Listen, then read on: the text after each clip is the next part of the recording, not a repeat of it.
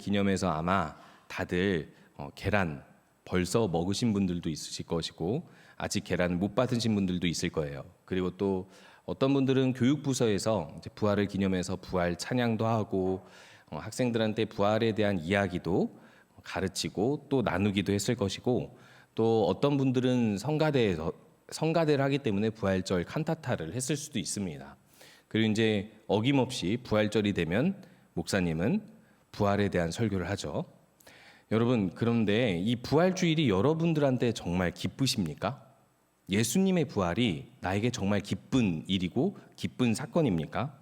우리들이 잘 생각을 해보면 계속해서 예수님에 대해서 우리들은 이제 살펴보고 있어요. 거의 3주째 혹은 4주째라고도 할 수 있는데, 예수님께서 우리를 위하여서 하신 일에 대해서 사실 우리가 믿음이 있으면서도 잘 그것이 감동적으로 깊이 의미를 깨닫지 못할 때가 많습니다. 그것이 어떻게 보면 자연스러운 거예요. 자연스럽다라는 게 맞다는 뜻은 아닙니다. 우리가 아직 죄인의 인간 본성을 가지고 있기 때문에 마음속으로 하나님을 두기 싫어하는 마음이 있고, 그래서 자꾸 하나님을 믿어도 무뎌지게 하는 어떤 우리의 본성적인 욕심이라든지 어떤 생각이나 마음들이 존재할 수는 있습니다. 그런데요, 여러분, 제가 왜 자꾸 이 어떻게 보면 잘 와닿지 않는 예수님의 이야기를 반복해서 하면서 여러분들에게 이것이 여러분들에게 의미 있는지 되돌아보라라고 이야기를 하냐면요, 우리 개혁주의, 우리 장로교 신앙에서 쓰는 용어가 있는데 그게 바로 회심입니다. 회심이라는 것은요, 이 용어를 간단하게 이야기하면 진정으로 예수 그리스도의 은혜를 깨닫고 마음이 완전히 주께 돌아서서 주님이 나의 주다라고 자발적으로 고백하는 것을 회심이라고 이야기합니다. 보통 이걸 회심을 제대로 경험하는 사람들은 거의 땅에서 뒹굴 정도로 울거나 아니면 며칠 동안 감사와 기쁨이 끊이지 않을 정도로 은혜가 충만합니다. 물론 이 사람들도 제가 앞에서 이야기했던 것처럼 매일 부활주일마다 성탄절마다 막 예수님의 은혜가 기쁘고 매일 예수님 은혜로 살고 이런 사람들은 많이 없어요. 그것이 어떻게 보면 인간 본성 때문이라고 이야기했죠. 그런데요, 여러분들이 계속해서 진행되고 있는 예수님이 나를 따르라 하는 요구와 그리고 예수님의 십자가의 은혜, 그리고 오늘 우리가 함께 살펴볼 예수님의 부활에 대한 기쁨이 단 한 번도 없었다면, 그냥 모태신앙이라서 단 한 번도 없을 수 있죠 하고 그냥 넘어갈 수 있는 일인지를 고민해 보셔야 됩니다. 한번 생각해 보시기 바랍니다. 나는 한 번도 부활에 대해서 기뻐해 본 적 없어요. 나는 한 번도 예수님의 십자가의 은혜가 나에게 은혜롭게 여겨진 적은 없어요. 그런 사람들도요, 그 안에 믿음 있을 수도 있습니다. 이거 바꿔 말해 볼까요? 믿음 없을 수도 있습니다. 잘 아시다시피 지적으로 내가 어떤 사실을 알고 있다, 난 그것이 사실이라고 믿는다라고 지적으로만 입력한 것은 그것은 믿음을 검증할 수 있는 상태는 아닙니다. 그냥 내가 그 사실을 믿는다, 딱 거기까지예요. 그 사실이 나의 사건, 나의 이야기가 돼서 내 삶이 된다는 아닙니다. 그런데 물론 이럴 수 있습니다. 저도 예수님을 만나기 전에 언제부터 믿음이 있었을까라고 생각을 해보면 저도 모태신앙인데 부활주의를 의미 없이 20회를 거치고 나서야 20살 때 겨우 예수 그리스도의 은혜가 뭔지를 알고, 그 뭔지를 알아도 제대로 알지 못하고 그런 예수님의 은혜를 잊어버리고 몇 번을 살아가면서도 이 깨닫게 되는 건 뭐냐면요, 내가 예수님을 제대로 알기 전에도 믿음이 있었다예요. 그런데요, 분명한 건 그 믿음을 그때는 검증할 수 없었어요. 그럼 이걸 뒤집어서 얘기하면요, 그 검증할 수 없는 믿음이 있는지 없는지 검증할 수 없는, 회심을 했는지 안 했는지 검증할 수 없는 사람들은요, 저랑 똑같이 그런 모태신앙으로 자랐던 사람들 중에 수많은 사람들이 교회를 떠나고 이단에 빠지고 하나님을 부정하고 무신론자가 되어버리는 경우가 상당히 많습니다. 그럼 여러분들은 누구예요? 그리스도인입니까? 내가 한 번도 이 은혜와 이 기쁨에 동참해 본 적이 없다면 여러분 그냥 오늘 집에 돌아가서 금식하고 일주일 내내 울어도 시원찮습니다.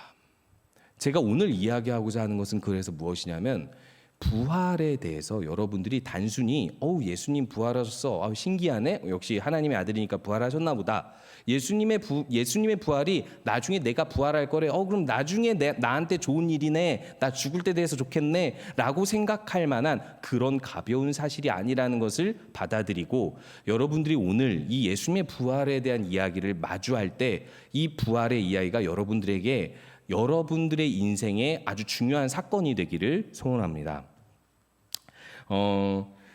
오늘 말씀을 이렇게 시작하고 있거든요. 그러므로 너희가 그리스도와 함께 다시 살리심을 받았으면이라고 이야기를 합니다. 과거형인가요? 현재형인가요? 과거형이죠. 골로새 교회의 교인들은요, 예수님을 믿어서 교인이 된 사람들이고, 이 교인들에게 무슨 문제가 있어서 바울이 다시 편지를 합니다. 이 골로새라는 지역은요, 정치, 무역, 경제 모든 면에 있어서 아주 진보적인 곳이었어요. 그러니까 로마의 상업 중심지이기도 하고 정치 중심지이기도 했어요. 부유한 도시였죠. 그래서 이곳에서는요, 로마 시민권을 가진 사람들이 많이 살았고, 그리고 그렇기 때문에 이들이 기독교로 개종했어도 윤리적으로 타락한 삶을 바꾸지 않는 경우가 상당히 많았습니다. 그게 교회 안에도 그런 악한 문화가 들어왔기 때문에 문제가 됐고요. 또 한 가지는요, 기독교가 발생하자마자 바로 생긴 게 뭐냐면 이단입니다. 어떤 이단이 생겼냐면 유대교랑 기독교랑 짬뽕한 이단이 생겼고, 또 한 가지는 영지주의라고 해서 육체는 악하고 영은 선하다라고 하면서 예수님은 이 땅에 오셨지만 육체로 오신 건 아니고 영으로 오셨다가 육체로 온 척하다가 갔다, 뭐 이런 이제 이단이 있어요. 조금 이따가 좀 더 이거를 깊이 설명하도록 할 텐데요. 이런 이단들의 공격 때문에 이 교회가 이 진리에서 점점 흔들리고 무너지기 시작을 했는데, 이들에게 바울이 권면을 하는 게 뭐냐면, 예수님의 죽으심과 부활을 너희들이 믿는다면 너희들이 새로운 삶을 살 수 있을 것이다. 너희들이 지금 그것을 자각하고 다시 새로운 삶으로 도약해야 된다라고 이야기하면서 3장 1절에 그 근거로 뭐라고 이야기하면 그리스도와 함께 살리심을 받았으면이라고 이야기를 합니다. 이 과거형이죠. 살리심을 받았다라고 이야기합니다. 자, 그러면은 예수님은 부활을 했어요. 근데 이들은 부활을 했습니까? 안 했습니까? 안 했죠. 이 골로새 교인들은 아직 죽지도 않았고 부활하지도 않았어요. 근데 왜 과거형으로 너희가 그리스도와 함께 다시 살리심을 받았으면이라고 이야기하고 있을까요? 부활이라는 시점이 나중에 예수님께서 다시 오실 때 우리의 육체가 부활할 것이라서 미래의 일이지만, 예수님이 부활한 그 시점, 그리고 그 부활을 믿는 그리스도인들은 이 부활의 생명이 이미 영적으로 그 마음속에 들어왔기 때문에 영적으로는 과거 사건이 됐다라고 이야기를 하면서, 이 힘이, 이 부활을 믿는 힘이, 이 확신이 삶을 바꾸어낸다라고 이야기를 하고 있어요. 그래서요, 이 3장 앞에서는 너희들이 자꾸 안 바뀐다라고 얘기를 해요. 예수님 만물의 주고 예수님은 이 땅의 모든 인류를 위하여 구원하러 오신 분인데 너희들은 안 바뀐다. 그냥 한마디로 이야기하면 그렇게 이야기를 해요. 근데 이제 3장 여기서부터 그리스도의 살리심을 받았다라는 것을 너희들이 깨달았으면 이제부터 너희들이 할 수 있는데, 그게 뭐냐면 너희들이 아직 이기지 못하는 탐심도 버릴 수 있고, 그리고 너희들이 아직 사랑하지 못하는 사람들도 사랑할 수 있게 되고, 너희들의 그리스도 안에서, 그리스도 이름으로 모인 이 공동체 안에서 시와 찬송과 노래와 예배가 끊이지 않을 것이다라고, 이 가능성을 어디에서부터 시작하면 부활을 믿고 확신하는 데서 온다라는 것입니다. 여러분, 여러분들이 믿음을 아직 확신할 수 없어도, 내가 정말 변화된 믿음이가 확신할 수 없어도 믿음이 있을 수도 있어요. 그런데요, 믿음이 있을 수도 있고 없고 다 떠나서 그냥 여러분들 다 구원받았다고 칩시다. 일단 그렇게 쳐봐요. 구원받았다고 쳐요. 그리고 나서 생각을 해보자면 여러분들은 뭘 할 수 있어요? 구원받았는데 내가 믿음이 있는지, 예수님에 대해서 얼마나 열정이 있는지 그런 확신이 전혀 없는 상태에서 여러분들 뭘 할 수 있어요? 하나님을 사랑할 수 있어요? 이웃을 사랑할 수 있습니까? 아니면 희생할 수 있습니까? 아니면 여러분들이 가지고 있는 탐심을 버릴 힘이 생깁니까? 내가 예수님에 대해서 어떤 의미를 느끼지 못하는데 뭘 할 수 있겠어요? 아무것도 못해요. 부활의 능력도 우리가 체험하지 못한다면, 그 생명의 은혜를 체험하지 못하면 우리들은 아무것도 할 수 없습니다. 만약에 뭘 한다면 분위기 따라 한 거죠. 분위기 따라. 저는 이 처음 중고등부 교사했을 때 깜짝 놀란 것이 있었어요. 중고등부 처음 수련회를 갔다 왔는데 이 중학교 여자아이들이 막 얘기를 하면서 어쩌고저쩌고 막 얘기를 하는데 얘기하는 게 뭔가 이상한 거예요. 얘기하는 내용이. 그래서 나 이런 얘기였어요. 야, 너 울었어? 나도 울었어. 수련회 때. 뭐 울었고 또 그런 거 가지고 막 이러는 거예요. 기도회 때 울었다는 거 가지고 막 얘기를 하는데 되게 가볍게 이야기하는 거예요. 수련회 때 울면서 기도한 게 그렇게 가벼울 수 있는가? 이렇게 해서 제가 살짝 그 대화에 껴서 이렇게 물어봤습니다. 니네 기도회 때 울면서 기도했잖아. 그럼 왜 울면서 기도한 거야? 라고 물어봤어요. 그랬더니 뭐라고 얘기하냐면요. 옆에 사람이 울어서요. 저는 거기에 엄청나게 충격을 받았습니다. 그리고 그 다음에 또 이런 질문을 했었어요. 몇 주가 지나서 너희들은 찬양 별로 좋아하지 않는 것 같은데 왜 찬양팀 해? 이랬더니 친구가 해서요. 하자고 해서요. 저는 그게 너무 놀라웠습니다. 왜 놀라냐면 저는 중학교 1학년 때부터 하나님을 만났다고 생각을 했고 그때부터 어떤 교회 봉사들을 했기 때문에 저는 뭔가를 할 때 항상 믿음이 동기가 됐거든요. 근데 분위기 따라서 교회 생활을 할 수 있고 신앙생활을 할 수 있구나. 여러분, 그 아이들의 반이 지금 교회를 떠났어요. 여러분들 나이대예요. 이미 교회 없어요. 그리고 저번 주 주일에는 그 제자들 중 한 명과 통화를 하는데 그 친구는 이제 다른 교회 이모가 이제 개척한 그 교회에서 이제 생활을 하는데 작은 교회에서 있는데 그런 이야기를 하더라고요. 가장 위험한 신앙인이 어떤 신앙인이냐면 내가 믿음이 있는지 없는지 모르는데 그게 문제가 아니라고 생각하는 사람이 가장 어렵다라고 얘기하더라고요. 그런 사람들한테 어떻게 다가갈 방법이 없대요. 차라리 난 문제가 있어 라고 하면은 다가가서 해답을 줄 텐데 아무리 얘기를 해도 문제가 없는 것처럼 받아들이니까 아무 얘기가 진행이 안 되는 거예요. 그래서 너무 어렵다, 안타깝다, 뭘 얘기해 줘야 될지 모르겠다라고 이야기를 하더라고요. 이런 현상이 교회에서 나타나고 있는데 제가 다시 한번 질문해 보겠습니다. 여러분들은 부활의 은혜를 느끼지 못한다면 뭘 할 수 있습니까? 구원받았다 하더라도요. 우리가 아직 뭔가를 확실하게 느끼지 못해도 구원받았다 치더라도 주님께서 우리를 위하여서 하신 일에 대한 기쁨과 은혜가 없는데 누구를 사랑할 수 있으면 무엇을 희생할 수 있겠어요? 그저 분위기 따라 교회 생활을 하는 정도, 어렴풋이 믿는 정도에서 끝나버리겠죠. 여러분, 그건 아무것도 못 만듭니다. 그리스도 안에 공동체를 만드는 듯 분위기가 흘러가는 듯 막 인원수가 느는 듯 분위기가 좋아지는 듯 하다가 다 망가져요. 확신 있는 그 믿음이 이 공동체를 견고하게 붙들고 오늘 골로새서 3장 1절에서 그래서 이렇게 얘기하는 거예요. 그리스도와 함께 다시 살리심을 받았으면 이제부터 너희들이 해야 할 일이 있고 너희들이 가져야 할 소망이 있다라고 이야기를 합니다.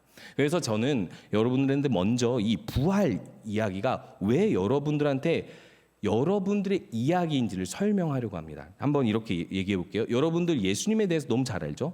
더 설명할 필요도 없는데 예수님이 탄생한 시점부터 예수님께서 승천한 시점까지 여러분들은 전지적 작가 시점으로 아주 잘 알고 있습니다. 그래서 예수님의 부활은요, 솔직하게 얘기하면 제가 그랬으니까 그대로 얘기해 볼게요. 당연히 부활했지. 하나님 아들이니까, 신의 아들이고 신이니까 부활한 게 뭐가 기뻐. 그냥 당연하게 부활하는 거지. 승천? 예수님이 승천도 못하면 어떡해.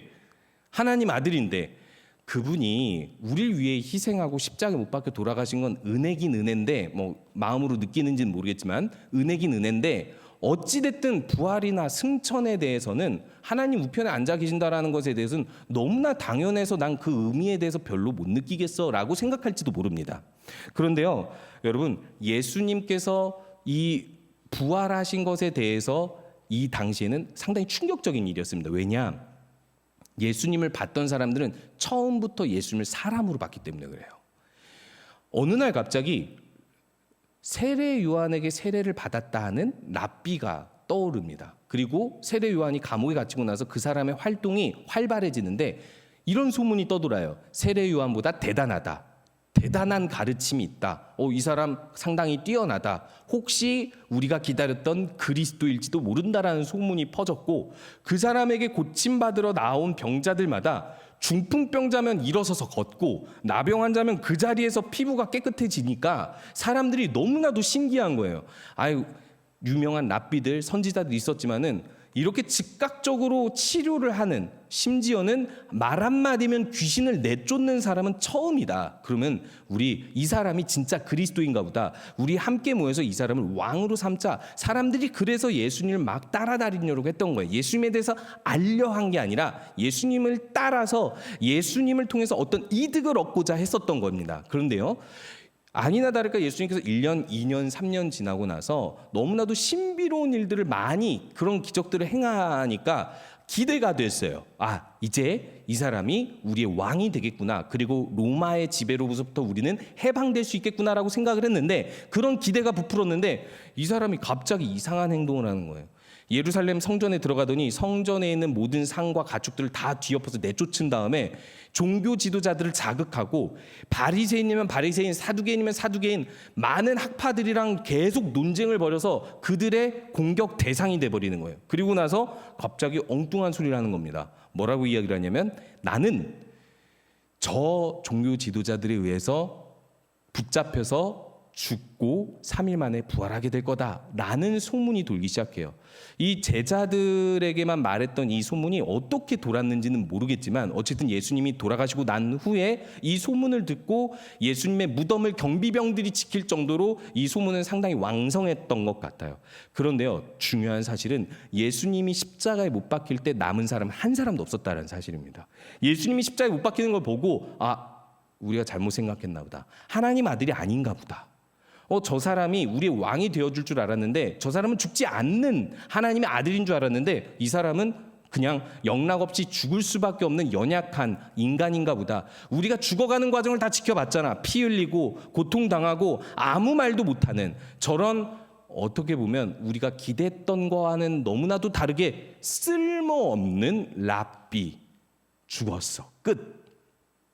하루 이틀이 지나고 3일 만에 갑자기 예수님을 봤다는 사람들이 나타나기 시작하고 무덤 앞에서 3일 동안 울던 여인들이 예수님이 부활한 것을 봤다라고 얘기하고 예수님의 제자들이 예수님의 손에 있는 못자국도 보았다라고 이야기하면서 이게 하나 둘이 아니라 점점 여러 사람이 예수님을 봤다고 하더니 이 40일이 지나서는 예수님이 하늘로 올라간 걸 본 사람들이 몇백 명이 되기 시작하면서 이 기독교가 처음 발흥하던 이때에 이 많은 사람들이 엄청나게 충격을 받게 되는 거예요. 왜 충격을 받아요?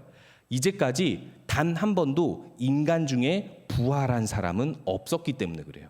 죽었다가 살아난 사람은 없었는데 이 부활을 하는 걸 경험하고 나서 이들이 충격에 빠진 건 뭐냐면 그럼 예수님 그 하나님의 아들이라는 사람은 왜 죽었는가요? 그래서 여러분들의 부활의 의미는 뭐냐면요, 당연히 하나님의 아들이니까 죽었다가 살아날 수밖에 없고 살아나는 건 당연하지만 이 부활의 의미는 뭘 이야기해 주는 거냐면요, 하나님의 아들로서 당연히 죽었다가 살아날 수 있는 분이지만은 그보다 더 큰 의미는 부활을 할 수 있는, 영원히 살 수 있는 분이면서 왜 죽었느냐인 것입니다. 그래서 부활의 의미는 여기서 찾습니다. 그럼 그는 왜 죽었을까? 여기서부터 우리와 사건이 연결되는 거예요. 하나님의 아들이 이 땅에 와서 심심해서 죽었겠어요? 아니면 자기를 위해서 죽었겠습니까? 이 죽었다라는 이유를 찾아야만 되는 거예요. 그래서 그분의 가르침과 그리고 성경의 예언들을 살펴보면서 알아낸 사실이 무엇이냐면 이 사람이 진짜 하나님의 아들이라서 부활했다면 이 사람의 죽음은 정말 우리 죄 때문에 죽은 죽음이다라는 걸 뒤늦게서야 깨닫는 겁니다. 도마가 예수님의 손에 있는 못자국을 보고 나서 주는 그리스도시요 하나님의 아들입니다라고 했던 고백은 어떤 고백이냐면 제가 잠깐 믿음이 흔들렸는데 정말 당신은 우리 죄 때문에 돌아가신 하나님의 아들이군요 라는 뜻입니다. 여러분, 나와 별로 연관이 없을 것 같은 예수님의 부활이 왜 연관이 있냐면요, 예수님은요 우리 때문에 죽으셨다는 것을 부활로 증명하신 거예요. 그래서 우리가 이걸 교리의 표현으로는 이렇게 표현을 합니다. 웨스트민스터 소요리 문답에서는 그리스도께서 이 땅에 사람으로 오시고 죽으신 걸 낮아지심으로 표현하고, 그리고 예수님께서 다시 부활해서 승천해서 하나님 우편에 다시 복귀한 거죠. 승귀하신 것을 높아지심이라고 표현하는데, 예수님께서 낮아지신 것은 우리의 죄 때문에 우리의 모든 죄와 죽음의 문제를 해결하려고 낮아지셨지만, 예수님께서 다시 당연히 자기의 위치 자리로 이렇게 돌아가 이제 하늘로 올라가신 것은, 이렇게 높아지심은 결국 뭘 하기 위함이냐면 낮아지셔서 성취한 그 일을 우리한테 선물해주고 우리를 끌고 하늘로 올라가기 위함입니다. 한마디로 이야기하면 우리들이 예수님처럼 똑같이 부활한 몸으로 살아가게끔 하려고 예수님께서 그렇게 죽으셨다. 그리고 죽으셨다가 부활하신 이유가 바로 그런 의미라는 것입니다. 그래서 오늘은요, 우리가 붙잡아야 할 소망이 무엇인지를 이렇게 이야기하고 있어요. 3절, 4절에 보니까요, 너희가 이미 죽은 사람이나 마찬가지인데 너희 생명이 그리스도와 함께 하나님 안에 감추어졌다. 그리고 그 생명이신 그리스도께서 나중에 다시 올 때 너희들은 그 생명을 확인해 볼 수 있을 것이다. 나타나게 될 것이다 라고 이야기했는데요, 이게 무슨 뜻이냐면요, 제가 앞에서 이야기했던 것처럼 여러분, 예수님의 부활이 우리에게 준 영향은 무엇이냐면 예수님이 부활한 그 완전한 몸처럼 우리들도 부활할 거라는 거예요. 혹시 모르시는 분들이 있을까 봐 설명을 하는데, 우리들은요 구원받는다라고 이야기했을 때 내가 영혼이 죽으면 하나님의 심판을 받아서 천국과 지옥으로 갈리는데 내 영혼이 천국으로 갔어. 그리고 나서 끝이 아닙니다. 천국이라는 곳을 낙원이라고 표현하는데, 그 낙원이라는 곳에 우리의 영혼이 거하다가 그 영혼이 천국과 같은 낙원에 함께 거하다가 예수님이 이 땅을 심판하실 때 다시 내려와서 이 땅이 지금처럼 불완전한 하늘과 땅이 아니라 하나님이 처음 만드신 하늘과 땅보다 더 완전한 땅으로 하나님께서 리셋하실 때 역시 그 하늘과 땅에 맞는 육체를 하나님께서 우리에게 선물을 주시는데, 그 육체가 누구의 육체냐면 부활하신 예수님의 육체라는 거예요. 죽음도 경험할 수 없고 고통도 경험할 수 없고 병도 없는, 지금 우리가 상상할 수 없는 아주 완벽한 육체라는 것입니다. 이거에 대해서 성경은 아주 자세하게 써놓지는 않아요. 뭐라고 이야기하냐면 예수님의 부활한 몸과 같이 우리들도 그 영광스러운 몸으로 변화되리라라고만 이야기를 합니다. 그런데 잘 생각해 보면 그 영광스러운 몸은 도대체 무슨 몸일까요? 하나님의 아들이 입을 수 있는 최상의 몸이라고 한다면 정말 저 여러 번 상상을 해봤는데 날아다닐 수도 있는 거 아닐까, 이런 생각을 해봤는데요, 이거는 성경적이진 않습니다. 정말 우리가 어떤 것에 다쳐도 바로 치유될 수 있는 재생 능력이 있을 수도 있고, 어떻게 보면 지금 우리가 가지고 있는 몸에 있는 상처나 주름 그리고 여러 가지 병으로 찾아오는 모든 것들이 하나도 없다라는 거예요. 여러분들이 가지고 있는 건강, 나 진짜 건강하다, 내 몸 컨디션 아주 좋아, 이 상태보다 훨씬 더 월등한 하나님의 아들이 지닐 수 있는 그 완전한 육체를 지니는 것이 나중에 나타날 부활의 몸이고 영광이라는 거예요. 그럼 우리들은 여기서 이렇게 이야기하죠. 나중에 나타날 부활의 몸이라면 나중 일이니까 지금은 의미 없는 거 아니에요? 내가 지금 당장 죽을 게 아닌데, 오늘 이야기하는 것이 그것이 아니라는 것입니다. 지금 여기서는 뭐라고 이야기를 하냐면 이거를 감추어진 생명이라고 이야기하고 있어요. 너희들은 이미 살리심을 받은 사람인데 나중에 예수님이 다시 오실 때 그 부활의 몸을 입을 거니까 나중 일이고 나중 일, 미래의 소망이다. 근데 그 미래의 소망이 이제 여러분에게 다가오기 전에 지금 여러분들은 감추어진 생명을 가지고 있다라고 이야기를 하는 겁니다. 감추어졌다는 게 무슨 뜻입니까? 반드시 있다라는 거죠. 여러분 겨울 수련회 때 러닝맨 하면서 뭐 했죠? 런닝맨 하면서 제일 재밌었던 게 혹시 보물찾기 아니었어요? 보물찾기 하는 거 보면서 저는 청년들이 이렇게 보물찾기에 이렇게 열심일 수 있는가 좀 의문이었습니다. 그 정도로 상당히 열심히 찾더라고요. 한 사람도 게을리하지 않고 열심히 찾더라고요. 왜 찾았어요? 그게 진짜 보물일 줄 알고, 그리고 반드시 그것이 있다고 생각을 해서. 사진 보고 실망했을 수는 있습니다. 그런데 어쨌든 여러분들은 기대했어요. 반드시 있다, 보물이 있다. 그래서 우리들은 반드시 이것을 빨리 찾아내면 나에게 더 이득이다. 이런, 죄송한 표현이지만 하찮은 보물도, 이런 하찮은 보물도 우리들은 기대하면서 찾는데, 나중에 있을 이 부활의 몸을 입을 내 안에 있는 영적으로 다시 살아난 생명은 여러분들에게 어떤 의미가 있느냐라는 거예요. 만약 여러분들이 진짜 나중에 부활할 몸을 입을, 영광스러운 몸을 입을 사람들이라면 여러분들의 영적 상태는 어떤 상태여야 되겠어요? 내가 그런 소망과 기쁨을 가지고 있는 신분이 달라진 사람이기 때문에 하나님의 아들 통해서 하나님의 입양된 자녀라는 그런 신분 때문에 여러분들은 새로운 삶을 살아가게 된다는 것입니다. 그래서 이 감추어진 생명을 확인하고 바라보면서 어떻게 바라보라고 이야기하냐면 오늘 이렇게 이야기하고 있습니다. 1절, 2절을 보면요, 그리스도와 함께 다시 살리심을 받았으면 위의 것을 찾으라. 거기는 그리스도께서 하나님 우편에 앉아 계시느니라 라고 하면서 위의 것을 생각하고 땅의 것을 생각하지 말라라고 이야기합니다. 한마디로 이야기해서 부활하신 몸을 가지고 계신 유일한 분이 지금 하늘 위에 하나님 우편에 앉아 계신데, 우리가 이제 바라봐야 할 것은요, 감추어진 생명으로는 우리가 완전히 확인할 수가 없으니까 이미 부활하신 예수님을 보고 우리에게 감추어진 생명을 보라는 뜻이에요. 이해가 되십니까? 나에게 감춰진 생명이 정확히 보여지지 않는데요, 지금 부활하신 예수님을, 하늘 위에 계신 예수님을 바라보라는 것입니다. 그러면서 위의 것을 찾으라, 구하라 라는 것은 관심사가 이 땅에 있는 잠깐뿐인 욕심과 잠깐뿐인 쾌락과 잠깐뿐인 즐거움과 모든 사회적 지위와 나의 모든 계획들을 내려놓고 부활하신 예수 그리스도가 인생의 목적이 되고 기쁨이 되고 소망이 되는 삶을 살라고 이야기를 하는 것이고, 이것은요, 감추어진 생명이 예수님에게 있으니까 그 하나님 우편에 앉아 계신 예수님과 현재 교제하면서 살라고 이야기하는 것입니다. 하나님 우편에 앉아 계시다라는 것은 이 두 가지로 표현될 수 있어요. 예수님이 대제사장으로서, 중보자로서 하나님 옆에 계신다라는 뜻입니다. 여러분, 인간이 하나님 앞에 가까이 가지 못하는 가장 큰 원인이 뭔지 아세요? 죄. 조금 더 표현하면 죄책감입니다. 내가 감히 하나님께 이런 말을 할 수 있다고?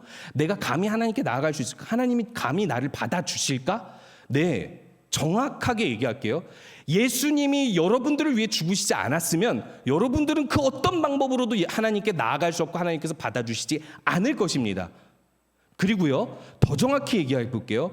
여러분들이 지금 하는 모든 기도와 예배, 모든 것이 예수 그리스도를 통해서 하나님께로 올려진다라고 믿지 않고 자각하지 않는 모든 것들은 받아들여지지 않습니다. 이해가 되시나요? 혹시 이거에 대해서 이의가 있으신가요? 저번 주 예배 때 예수님 생각 안 하고 예배 드렸는데 그래도 찬양하면서 꽤 감동했거든요. 그러면 하나님 받아주신 거 아니에요? 과연? 이게 무슨 이야기라는 거냐면, 오직 예수님이 지금 살아계셔서 하나님 옆에서 우리를 위하여 중보해 주시기 때문에 그 예수님 때문에 하나님께 우리가 다이렉트로 나아갈 수 있고 언제든지 교제할 수 있는 은혜를 누릴 수 있다라고 얘기를 하는 겁니다. 그리고 또 한 가지, 하나님 우편에 앉아 계신다 할 때 제 생각을 해봤어요. 정말 오른쪽에만 계실까? 하나님이 뒤돌면 왼쪽에 계신 거 아닌가?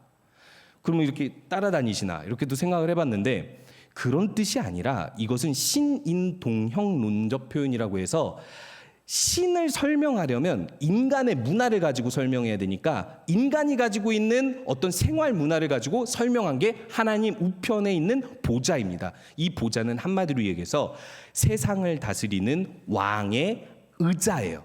거기에 앉아 있다는 건 그 왕이 그 의자에 앉아서 명령하면 뭐든지 뭐든지 복종해서 이루어지게 만들어야 되는 그 한 나라를 이야기하는 거예요. 한마디로 이야기해서 왕이 할 수 있는 것이 두 가지가 있는데, 백성을 위해서 모든 필요를 공급해 주는 것과 군사적으로 백성들의 안전을 보호해 주는 거예요. 그래서 예수님께서 하나님 편에 앉아 계신다라는 건 뭐냐면, 지금 우리를 대신해서 죽으시기까지 하는 예수님이 그 모든 사탄의 시험을 받고 인간의 재판을 받아 죽기까지 한 예수님이 그 심정으로 우리를 위하여 하나님 우편에 앉아 계셔서 보호해 주신다는 거예요. 그리고 또 한 가지, 예수님께서 우리에게 필요를 공급하실 때 인간이 되어서 가장 큰 결핍인 금식과 그리고 모든 어려움 그리고 죽기까지 경험한 그 예수님께서 우리의 심정을 아시고 우리의 삶을 아시고 그 하나님 우편에 앉아 계셔서 우리에게 모든 필요를 공급해 주실 준비가 되어 있다라는 겁니다. 준비가 되어 있다라는 건, 제가 이렇게 표현한 건, 여러분들이 언제든지 예수님을 의지만 하면 예수님께서 채워주신다라는 뜻입니다. 여러분, 하나님 우편에 앉아 계신 예수님을 본다는 건요, 나를 위해 죽기까지 해서 하나님과의 관계를 회복하고 내 죄를 사하여 주고, 그리고 내 필요를 공급해 주기 위해서 그 왕의 자리에 앉아서 우리를 돌보고 보호해 주시는 예수님을 보며 산다는 거예요. 그래서 부활의 기쁨을 누리는 건요, 와, 예수님 부활했다, 신기하다, 하나님의 아들이니까 부활했다, 이 정도가 아니라, 예수님의 부활을 믿는다는 건 그냥 나중에 나는 예수님처럼 부활하게 될 거야, 그 부활할 몸을 입을 거니까 그 소망은 나중에 챙기고, 나중에 내가 병들면, 나중에 내가 죽을 때가 되면 그때 은혜로 느끼고, 지금은 아무 의미 없어라고 하는 게 아니라, 벌써부터 부활하신, 내가 미래에 입을 그 부활의 몸을 입으신 예수님을 오늘 우리가 하늘 위를 바라보면서 주님이 나의 주인이고, 주님이 나를 돌보시고, 주님이 나를 보호하시고, 주님이 나를 받아주시기를 원합니다 하면서 매일매일 부활한 예수 그리스도와 교제하는 것, 이것이 부활의 삶을, 그 감춰진 생명을 누리는 삶입니다. 그런 확신 가운데 사는 사람들은요, 뭘 할 수 있겠어요? 아까 제가 얘기하겠던 것처럼 십자가의 은혜도 못 느끼고 부활의 기쁨도 못 느끼면서 뭘 할 수 있겠습니까? 구원받았다고 치더라도요, 그건 아무것도 못해요. 하나님도 사랑 못하고 예배도 못하고 이웃사랑도 못합니다. 아무런 희생도, 아무런 섬김도 할 수 없어요. 그런데요, 내가 오늘 부활하신 예수 그리스도를 보면서 그 모든 필요를 공급받고, 내가 그 어떤 죄에도 불구하고 주님께 받아들이심을 받으며 주님과 평안히 그 은혜를 누리면서 산다면 여러분들은 뭐든지 할 수 있을 겁니다. 그 예수님을 바라보시는 우리 모든 청년들 되시기 바랍니다.